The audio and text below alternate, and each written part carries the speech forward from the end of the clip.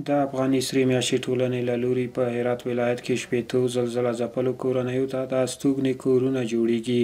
دغه نوي کورونه په پاخه او اساسي توګه جوړیږي چې د جوړېدو کارونه یې په چټکۍ سره روان دي.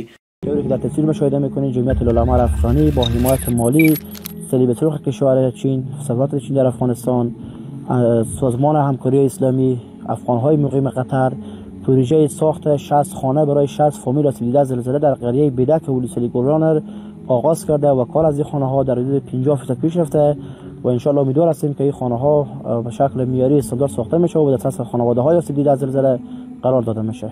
با اثر زلزله که خانه ها ما تخریب شده بود، با کمک الارامر افغانی ما با ما ساخت خانه آمد که ما بخو خانه پخته درست میکنیم. از الارامر تشکری میکنیم و خوشحالیم از این کمکی که با ما مردم شده. د یادونې وړ ده چې افغاني سره میاشت په بیلابیلو برخو کې د هیوادوالو لاسنیوی کوي او په بیړنیو حالاتو کې اړمنو هیوادوالو ته دا ډول اسانتیاوې رامنځته کوي.